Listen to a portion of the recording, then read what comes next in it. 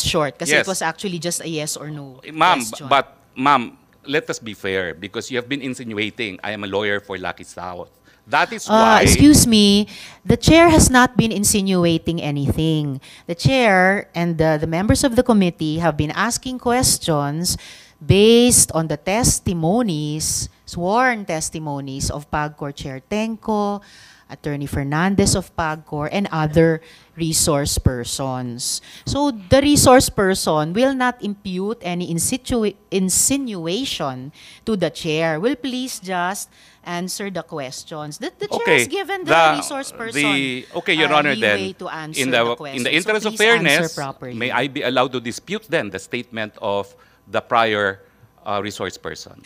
We will nito. Yung obligasyon ng Pogo na Lucky Star sa PAGCOR ang pinag-uusapan ninyo sa PAGCOR. So, due diligence, bilang abogado, dun sa mga diskusyong iyon, alam nyo kung ano yung mga dokumentong sinumite, alam nyo yung mga official attachments na nakalagay doon. Did you confront Cassie Linong about this? Or kinasuhan nyo ba siya na kung bakit nandun yung pangalan nyo sa organizational chart? Madam, nagagalit po kayo dahil sinasabi nyo, binibigay ko ng mga salita ang inyong bibig. Pero right now, Hindi you naman already ako nagagalit. Sinasabi ko lang wag nyong gawin yun. Pero ngayon po, sinabi nyo, you again insinuated that I had anything to do with the document. Ayan nga po sinasabi ko. As far as I know po... Attorney, please stop using that offensive verb insinuating. I am a very plain speaker. Okay, Pwede I'm sorry. Nyo lang, it's all right. Pwede Okay. nyo lang sabihin mali yung fact na Mali po. sinasite, tinatanggi Oo. nyo yung sinabi ng ibang resource person. 4 na taon na pong itong investigasyon. Halos wala na pong nag-i-insinuate kasi dire-diretso na pong mag-usap. Okay, so please tell the committee, kinonfront nyo ba si Cassie Linong or kinasuhan nyo ba siya? Bakit nandyan yung pangalan nyo sa organization? Well, unang-una po, nalaman ko lang na nandun ang aking pangalan nung nag-hearing po last time dito na sinabi ni Chairman Altenco. Pero bilang abogado and naging professor ng constitutional law, I'm familiar with the rules of the Senate. And the Senate says that in proving facts, the rules of court apply in the suppletory character. I don't need to argue with you about Opo, that, attorney. pero But you ang don't need sinasabi to, ko lang po- excuse me, sandali po. You don't need to tell the committee what the rules of the Senate Well, are. I'm just Please citing just po. answer our question. You don't My need to answer cite, po it's not is necessary. that document is only evidence of its existence. Pero para patunayan po yung katotohanan na nakalasaad sa dokumentong yan, dapat meron pong testigo na nakakita ng ginawa yung dokumentong yan, o di naman kaya testigo ng gumawa ng dokumentong yan, o di naman kaya yung testigo na pumirma ng dokumentong yan. Actually, Pag as wala I po said yan, earlier, excuse hindi me, po excuse siya me. po No, pwede. excuse Ma'am, me. excuse me kasi... No, excuse me, Attorney Roque. I'm sorry, madam, but Yes, I am a it's all resource right. person invited. Yes, you are. I was Wait. asked Let me to finish. answer. Yes, you Hindi ko po already answered in maintindihan, excess. Kapag gusto nyo Sandali akong po. tumigil, papatigil nyo ako kapag ako nag-explain. Yes. I thought we were engaged in Attorney. the search for the truth. Oh, definitely we are. Attorney Roque, what I am Chair, saying, Madam yes, and Chair. Sherwin. Attorney Roque, please be reminded to respect the chairperson. I'm very respectful, Madam Chair. Paano respectful na nagsasalita siya, sinasabayan mo siya? I apologize, Senator Gatchalian. One more, I and apologize. I will cite you in contempt. And if you disrespect the chairperson,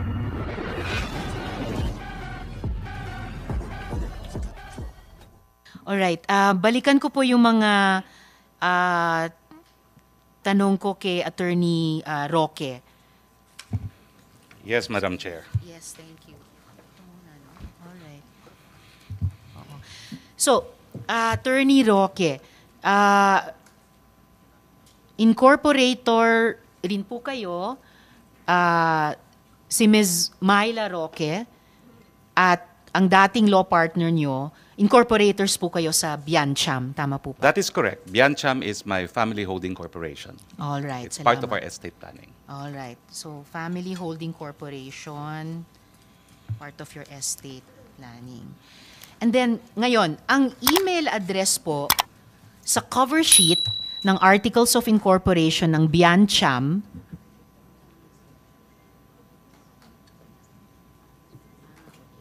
all right, so verbally i-redact ko na lang, hindi ko na lang babanggitin yung email address. So, may, well, isang observation sa kaninang pagtatanong, may layers ng ownership ang kumpanya ang bahay, pero lumalabas na kayo rin ito. Well, I've never denied that, and that's why I said that I have an interest in that house.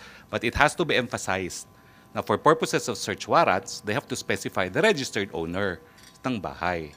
Kaya nga po, una-una, dinideny ko po na na-raid yung bahay ko, dahil wala pong search warrant doon sa nangyari. Ang meron lang po, mission order at pag-aresto ng Bureau of Immigration sa 2 Chinese nationals. So mission order po ang nag-cover ng raid. Hindi po raid. Sorry. Ang apprehension po.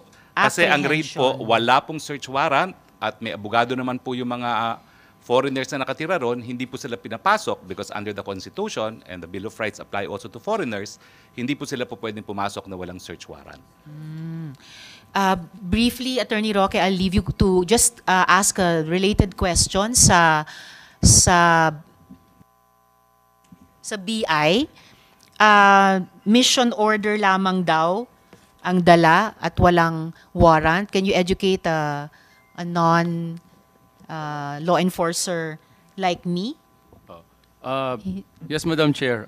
We confirm na during the arrest, the BI used the mission order. Wala pong search warrant. Walang warrant of arrest.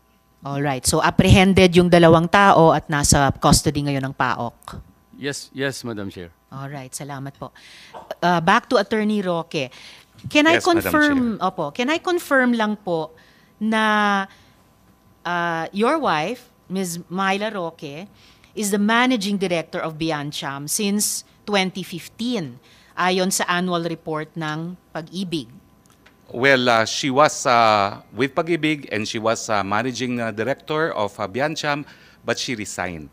She When resigned. po? I cannot remember exactly when, but as I said, we filed an application to be part of the AFAB property and we appended a feasibility study. Meron pong malicious report sa media making it appear na yun ang kinikita na namin. E yan po ay feasibility study. The requirement po yan ng AFAB kung kayo po ay mag-apply para maging kabahagi ng teritoryo ng AFAB. So dahil po doon, ayaw ng misis ko yung ganyang mga kontrobersiya, sabi po niya, I want out. At kaya nga po, ang nangyari po dyan, talagang nag-withdraw din kami dun sa project na yan because my wife said, I really want out. I want my privacy. No? At yan po ang dahilan kung bakit nagkaroon po ng change of ownership. At yan din po ang dahilan kung bakit recently, we are now taking moves to reclaim Biancham. No? Except that my wife really says, I want out. And that's also why we are contemplating even a separation of property para malinaw na hindi siya mai-involve sa aking mga business undertakings. The decision was made also because we had business reversals in a solar project kung saan doon ko po iniinganyo yung Whirlwind company, no? And we lost a substantial amount of money in that business transaction. All right. Hanggang kailan managing partner yung asawa nyo sa Biancham? Sandali lang po yan eh. Because yung investment po namin dyan sa First Bataan actually, and that was the controversy, was before I became congressman. And the controversy came out when I was a newly elected congressman, and that's when she verbalized that she wanted out dahil ayaw niya Anong magaganyan taon sa po yun nung naging rep Siguro kayo? 2016 po ako naging rep dahil So nanalo she- po ako nung 2016 elections. So she would have been managing partner for at least 1 year, from 1 year 2015 lang po to yan, hindi po 2016. nagtagal siya because she really wanted out. In fact, she wanted out of all my business transactions because gusto po niya maging pribadong individual. All right. But gaya ng ipinakita kong Articles of Incorporation, List of Incorporators kanina kay Mr. De La Serna, may incorporators na nakalagay doon, isa rin po si Ms. Myla Roque. Yes, that's Alright. what the document says po. Hindi po yan dinideny. So just to summarize, yung house,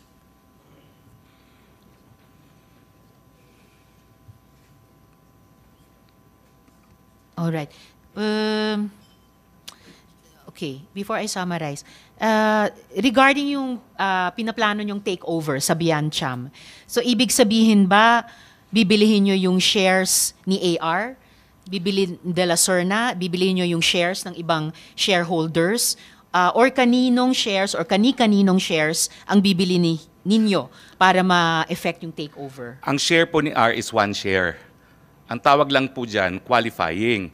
Kasi bago po naamindahan ang corporation code, kinakailangan meron 5 na directors at 5 incorporators. Ngayon po pwede na pong magkaroon ng one-man corporation.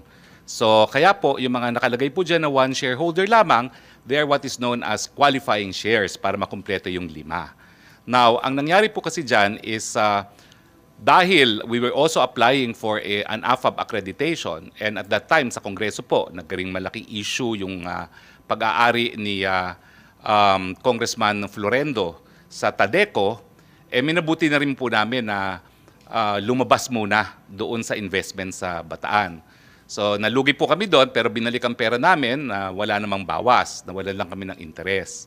So yun po ang dahilan kung bakit nagbago po yung shareholdings ng Biancham. No?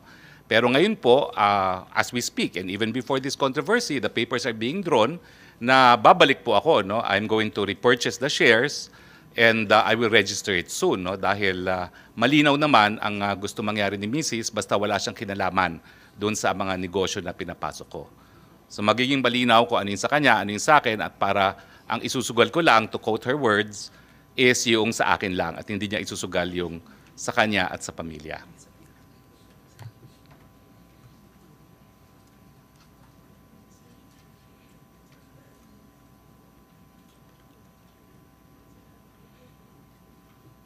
So, ibig sabihin po, i-buy out nyo sina Mr. De La Serna at yung iba pang shareholders para maging one-person corporation na yung Biancham. Na po. Well, actually, napirmahan na po nila lahat ang mga dokumento no, papunta sa akin, pero hindi pa po kami nagdonotaryo kasi inaayos pa. No? So, hindi naman po one-man corporation yan dahil sa totoo lang, kukuha rin po ako ng mga partners. So, magkakaroon din po kami ng reallocation pero mangyayari po ay babalik talaga po ako dyan. So just to summarize, yung bahay na naging subject ng mission order para ma-apprehend yung 2 tao na associated sa Pogo Hub sa Bamban, that house is owned by PH2. PH2 is owned by Biancham, and your wife was managing director for about a year of Biancham. Yes po. All yes. right. So we will just do more research on that. And because it is owned by PH2, Madam Chair, corporation under the laws approved by Congress have separate personalities from the individuals constituting the corporation. Sige po. So those are my questions. Sorry. So just to continue, Attorney Roque, so even after the testimonies of Chair Tenco and Attorney Fernandez, minimaintain nyo pa rin po ba na hindi kayo lawyer ng Lucky South 99 o kahit anong POGO for that matter? I confirm that 100%. And the reason po is, dala-dala ko po ngayon ng mga dokumento. Alam niyo po, ang attorney-client relations, kinakailangan po yan magkasundo ang partido because it is the highest fiduciary relationship. Kaya nga po yung tinatawag na attorney-client privilege, miski dito po sa Kongreso, hindi nyo mapapakontep kapag na-invoke yung attorney-client privilege. At sa totoo lang Within po, certain limitations, of course. at sa totoo lang po, sana kinuha po ako ng Lucky Star na abogado. Bakit po? Dahil yung raid sa PORAC, unconstitutional po yan. Nag-raid po sila, kumuha sila ng warrant of arrest galing sa Bulacan judge outside of jurisdiction. Excuse me, sige. Well, Hindi natin ano ini-investiga yung raid. We are investigating Yes, the ma'am, but POGO. I'm just saying kasi- So, please just make your answer mabilis to lang this po. short. Kasi Yes. it was actually just a yes or no Ma'am, question. ma'am, let us be fair because you have been insinuating I am a lawyer for Lucky South. That is why... Excuse me, the chair has not been insinuating anything. The chair and the members of the committee have been asking questions based on the testimonies, sworn testimonies of PAGCOR Chair Tenco, Attorney Fernandez of PAGCOR, and other resource persons. So the resource person will not impute any insinuation to the chair. Will please just answer the questions. The chair has given the resource person Your Honor, leeway then, to answer in the the questions. interest So of please answer fairness, properly. may I be allowed to dispute then the statement of the prior resource persons? We will get to that in the Okay, course so of the the question questioning of again, the Madam Chair, is? Do you maintain na hindi kayo abogado ng Lucky South 99 or any POGO for that matter? I maintain, as an officer of the courts and under oath before the Senate of the Republic of the Philippines, that I have never acted as legal counsel for Lucky South 99 or for any other POGO. Alright. Pero tama naman pong totoo na nakipag-meeting kayo sa PAGCOR tungkol sa POGO sa PORAC.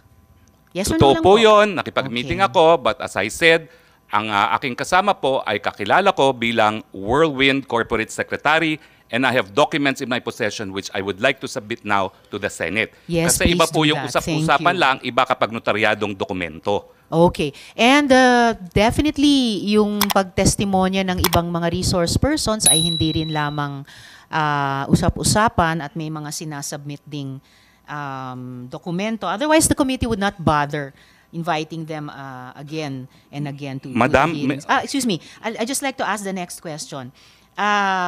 So, ang topic ng mga meeting at pag-uusap nyo sa PAGCOR, and in fact, mga pag-follow up nyo sa PAGCOR, ay utang ng Lucky South 99 ng mismong POGO. Tama po ba? Yes Tama or po no? yun. Alright, salamat. So, hindi lang talaga Whirlwind, Lucky South 99 din. Pwede ba ho So, mag-explain? Pwede naman po. Okay, kasi po ang Whirlwind is not only the lessor, they're also the service provider. Now, I appeal now to the officials of PAGCOR. Siguro kayo po mag-explain kung anong ginagawa ng service providers, including Chair Andrea Dominguez, because I had an opportunity to work with Domingo her. Domingo, no? Ang service providers po, sila talaga ang nagbibigay ng lahat na kinakailangan ng mga POGO operators, kasi POGO operators po, lahat yan Chino. Hindi po yan nag-i-Ingles. Kaya nga po meron silang mga representative sa PAGCOR. Dahil sila mismo, they have no ability to communicate dahil nag-establish na nga sila ng mga independent POGO hubs. Provider na magbigay ng serbisyo sa kanilang mga kliyente. Alright, Attorney, salamat. The committee will ask further questions sa PAGCOR. Balik na lang po tayo dito sa Lucky South at PAGCOR, no? Ang sabi po nyo, you did not authorize the use of your name in the organizational chart.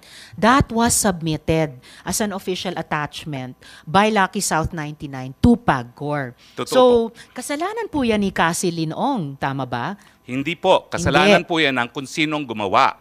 Sino Dahil ang wala gumawa? naman pong establishment. Gumawa po niyan Lucky South. Yes. Dahil sila po nag-a-apply. Na si Cassie Linong ang isang doon. Wala po ang pa boss tayong doon. ebidensya na nagpapakita kung sino nag-submit talaga ng mga dokumento, but PAGCOR can confirm kung sino talaga nag-submit ng mga dokumentong yan. Okay, we will Pero, ask PAGCOR that again later. We asked them before. Basta ang malinaw po sa komite ay yung organizational chart na yan, na may drawing, may box, na legal, na nandun yung pangalan nyo, was one of the official attachments sa submissions ng Lucky South 99 sa PAGCOR.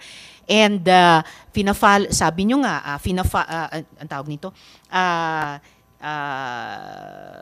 yung obligasyon ng POGO na Lucky Star sa PAGCOR ang pinag-uusapan ninyo sa PAGCOR.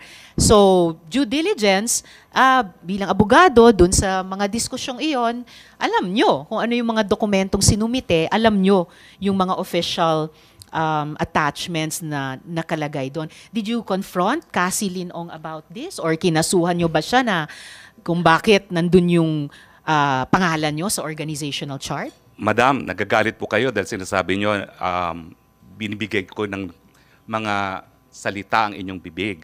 Pero right now, Hindi you naman already ako assume... nagagalit. Sinasabi ko lang wag niyong gawin Oo, yun. pero ngayon po, sinabi nyo, you again insinuated that I had anything to do with the document. Ayan nga po ang sinasabi ko.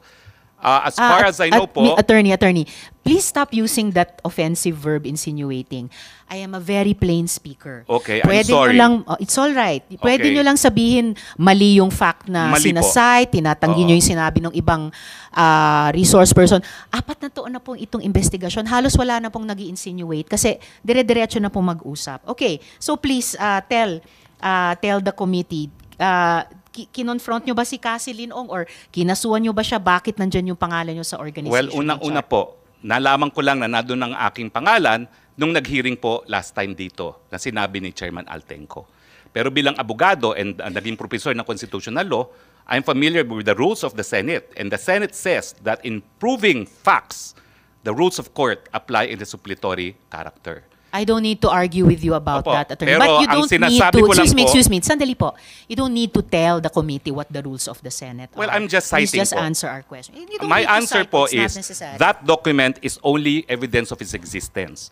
Pero para patunayan po yung katotohanan na nakalasaad sa dokumentong yan, dapat meron pong testigo na nakakita ng ginawa yung dokumentong yan, o di naman kaya testigo ng gumawa ng dokumentong yan, o di naman kaya yung testigo na pumirma ng dokumentong yan. Actually, Pag as wala I po said yan, earlier, hindi po siya po No, pwede. excuse Ma'am, me. excuse me No, kasi no, excuse me, Attorney Roque. I'm sorry, madam, but Yes, I am a it's all resource right. person invited. Yes, you are. I was asked Let me to finish. answer. Yes, you Hindi ko po already answered in maintindihan, excess. Kapag gusto niyo Sandali akong po. tumigil, papatigil niyo ako kapag ako nag-explain. Yes. I thought we were engaged in Attorney. the search for the truth. Oh, definitely we are. Attorney Roque, what I am Chair, saying, Madam yes, and Chair. Sherwin.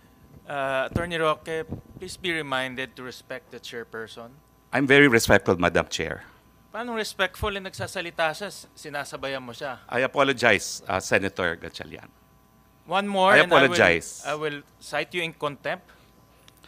And if you disrespect the chairperson, we'll be compelled to cite you in contempt. I understand and I apologize. Mo naman Your Honor. sabayan siya, nagsasalita siya, siya ang chairperson. Okay, Your Honor. I understand. I apologize. Salamat, Sen Sherwin. At salamat, Attorney Roque, sa apology nyo kay Sen Sherwin. All I'm saying is, there is no need for any resource person to cite the rules of the Senate to a Senate committee. We know that. So please just answer the questions which are being asked of each resource person at length with an embarrassment of time para masagot nyo yung mga tanong. But please stick to the topics and do not lecture a Senate committee about the rules of the Senate committee. We know that. We correct ourselves kapag lumalabag kami doon. So, I suppose your answer is hindi kayo nagreklamo kay Cassie Leong at hindi nyo siya kinasuhan kung bakit nandun yung pangalan nyo sa chart. As I said, Madam, nalaman ko lang po yung pangalan ko nasa chart during the last hearing. Ang sinasabi ko po under oath as an officer of the court, hindi ko po inauthorize ang paglagay ng pangalan ko doon. Wala pong kinalaman sa paggawa ng dokumentong yan at wala pong kahit anong testimonya sa kahit sino na gumawa ng testimonya na nagsasabi na pumayag po ako. And I deny that under oath. All right. And sa interview nyo naman po kina Ted Filon at DJ Chacha, inamin nyo, quote, dinulog sa akin yung problema ni Cassie yung nangyari sa Lucky South. So mula mismo sa bibig ninyo, interes ng mismong Pogo ang miniting at fina-follow up nyo o inaareglo sa PAGCOR. Kasi nga po, si Cassie ay service provider ng Lucky South. So gaya po ng sinagot din ni Dennis Cunanan, pag may problema ang Lucky South, tumatawag sila doon sa mga tao na tutulungan sila dahil hindi nga po nag-i-English yung mga yan. Okay. So but, whether service provider o ano pa man, dinulog nyo yung problema ni Miss Cassie Leong at ng Lucky South na isang Pogo, dinulog nyo sa PAGCOR. Dinulog ko po dahil pinakiusapan po ako nung service provider. Dahil wala po akong kahit sinong kakilala sa Lucky South. Well, kilala nyo si Cassie Leong, siya, Lucky South po siya. Ay hindi ko po siya kakilala as Lucky South dahil ito po mga dokumento nagpapakita na siya ay pumirma sa mga pleadings na ginawa ko nung ako po'y renetain mga 2 weeks after that meeting para sa kasong ejectment. Kaya nga po paulit-ulit ako, hindi po nagtagal. Matapos yung meeting na yon, dinulog po sa akin itong mga kaso. At 3 kaso po yan at lahat po ito ngayon isusumite ko sa ating komite na nagpapatunay po na ang aking kliyente sa mga kasong ito ay will win at ang pumirma po ay si Cassie Ong bilang Corporate Secretary. Madam, I'm now turning over these documents and this consists of number 1, ad cautelam motion to quash or recall writ of execution filed before Branch 114 of the Regional Trial Court of Angeles City, omnibus motion, first manifestation, entry of appearance, and second manifestation, remand of the case to MTC, filed before the Municipal Trial Court of Porac, Pampanga, both of which confirm both of which contain the filing with our consent by one Catherine Cassandra L. Ong, Corporate Secretary, Whirlwind Corporation. No? And of course, the third one is a petition for annulment of judgment with application for temporary restraining order and writ of preliminary injunction, docketed as CA GR number 18013, filed with the Court of Appeals, also bearing verification and consent signed by Cassandra L. Ong as Corporate Secretary of Whirlwind Corporation. Salamat, May I submit Attorney. these Yes, documents to the Comsec, paki-receive kay Attorney Corporate Roque. Secretary, Your Honor. To the Committee Secretary. Yes, thank you. I to the Committee Secretary. Yes. Speaking of Cassie Leong again, in contact po ba kayo sa kanya? Baka naman pwede niyong sabihan siya na mag-show up na dito. I will advise her to show up dahil kinakailangan talaga, especially to prove kung ano talaga yung reklamo niya kay Mr. Dennis Cunanan.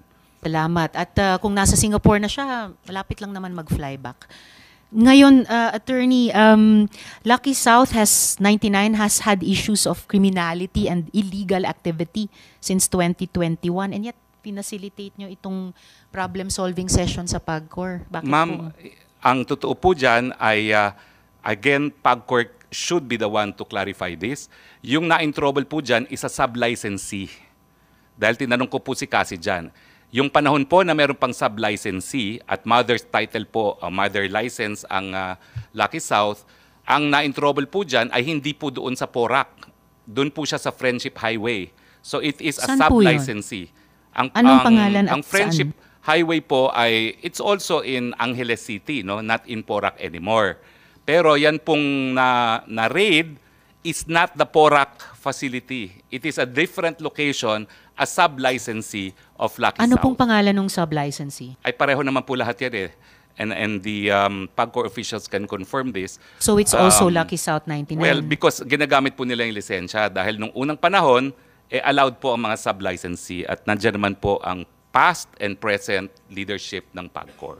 Kaya hindi po naapektuhan ang operation ng Lucky South dahil na-establish naman na hindi po yung Lucky South na nag-ooperate sa Porac ang may pagkakasala dun sa raid na yon. Well, definitely the committee will get back to the current PAGCOR chair dahil napaka-unequivocal yung pagkasabi na Lucky South 99 mismo ang may problema. Okay, so Attorney, so ayaw nyo mang amining, abogado kayo ng Pogo, malinaw na abogado naman kayo ng taga-areglo ng Pogo. So, Pwede bukod naman pa po dyan, yan. excuse me, Attorney, sandali po. Bukod pa dyan, ang pag-areglong ginawa nyo sa PAGCOR, nangyari noong 2023. Pero gaya ng nabanggit ko kanina, noong 2022 pa lang, ni-raid na ang Lucky South 99 dahil sa human trafficking. At hindi po isang sub-licensee ng Lucky South sa Friendship Highway o kahit saan pa man, but yung Lucky South dun sa Porac.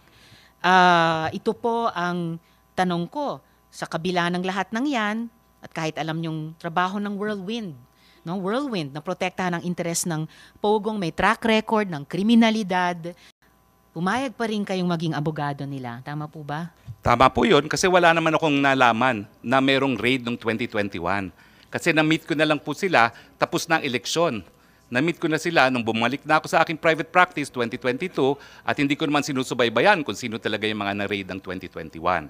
At ang pagkakaalam ko po, sila ay Whirlwind kasi nga po 2 weeks after our meeting, lahat ng dokumento na pinirmahan nila kung saan nila ako retain as lawyer ay sa ngalan po ng Whirlwind. Again, fully documented po yan. So pero ang nasa likod ng isip ko kasi yung pagpulong nyo ni Cassie Leong ng Lucky South 99 sa PAGCOR. So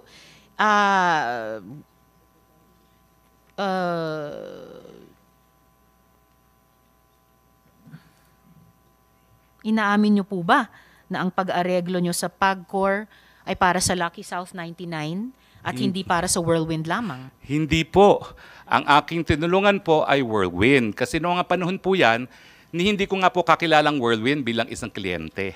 Kakilala ko po sila dahil iniinganyo ko sila mag-invest sa mga energy projects. So yung pagsama ko po sa kanila, well, if we go by the Supreme Court definition of attorney-client, yes, meron pong attorney-client relation, pero it was more of an accommodation. Wala po kami engagement. Hindi po ako bayad doon. Nagkaroon lang kami ng engagement 2 weeks after dahil nga po dito sa ejectment case na nangyari. So kumbaga, that was part and parcel of my effort to entice them to invest into projects that I'm pushing for renewable energy dyan sa Cebu. At in a time span po of mga 1 year, talaga naman pong, well, frustrated po ako dahil hindi ko rin sila nainganyo. But ang naging sumatotal po, naging tutor nila ako for renewable energy. At ang decision nila, bago ang pangyayari ng lahat, ay sila magde-develop ng sarili nilang solar farm at magtatayo pa di umano ng isang integrated solar panel manufacturing facility. No? So medyo nainis po talaga ako doon dahil nga ang dami kong oras na ginugol, pero pampalubag loob, ang sabi naman ng Whirlwind, bibigyan ka namin ng shares, founder shares, dahil ikaw ang tutor namin dito sa negosyong ito. Salamat, Attorney. Yun lang yung mga tanong ko sa inyo ngayong araw. But please stay because I'm sure my colleagues will have questions for you. Salamat din po, and again, I apologize. Alam niyo naman po, init ng damdamin. Kasi kung makikita niyo po yung release ng PAGCOR, abay ako dahil naglabi para sa illegal na logo. Hindi naman po yan ang sinabi ni Altenco. I appreciate it, Mr. Altenco. Pero dapat naman po, call your attention of your PR department na nag-issue ng press release. Kasi yung hindi niya po pinangalanan kung sino yon, parang showbiz, talaga pong sinabi nila na mayroong ex-cabinet member na nag-intercede para sa lisensya sa isang illegal pogo. Hindi naman po talaga yung pangyari. And I appreciate that you said the truth before this committee. Alright, salamat, Attorney. Yung mga side discussions on the side na lamang po. Alright, gusto ko namang dumako kay